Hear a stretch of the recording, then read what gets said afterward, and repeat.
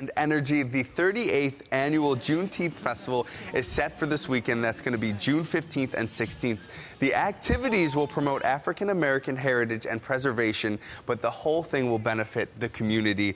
Now, we are joined by Margaret Brown and Essence Sweet. Now, you're here to give us a little bit more information on this amazing festival. So I want to start with saying that a lot of festivals are set to entertain, but this one has a lot of history behind it. So could you share that with me? Yes, indeed.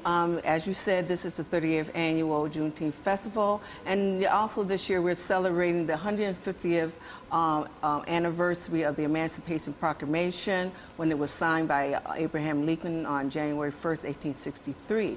But it took a couple of years before it got around to freeing all the enslaved slaves. So in Galveston, Texas, General Gordon Granger came and he did a General Order number 3, and he did a speech where he let people know, those slaves enslaved in Texas, know that they were free. And that's where Juneteenth started, June 18th, down in 1865 in Galveston, Texas, where they did a big celebration, celebrating their freedom, and that's where we got our culture, started showing all our culture and started presenting to people what we had came from in Africa and our history and our beliefs and everything. So that's what Juneteenth is all about. So now, is this just one of the many Juneteenth festivals that will be happening all over the country? Yes, and we're the 3rd largest one in the United States. So there seems to be a lot to celebrate, and of course indeed. It is a festival, so there will be fun. What kind of activities will you have this weekend?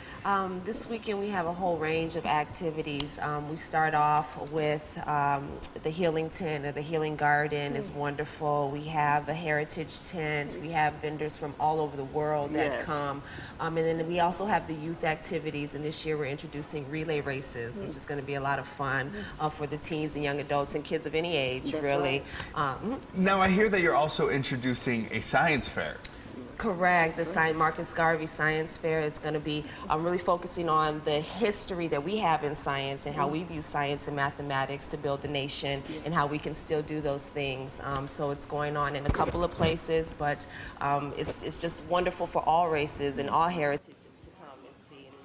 And it's very exciting this year because the festival will take place at MLK Park. Right. And I know that they just announced that the splash pads are open. So how is that sort of venue going to affect the festival? Well, the splash pad is going to be open, and of course, the children are going to take it over. So that's going to be very exciting for the children. It's been down for quite a while, and now that it's open, the children and people will be able to see the special effects that they have there for the splash pad. But I also want to mention that we do have one thing that's really exciting this year is tomorrow at 1 o'clock, we'll be raising the liberation flag for Africa in City Hall downtown, and so we're celebrating that. That's going to be presenting Juneteenth Festival for the weekend, letting the city know that we're taking over.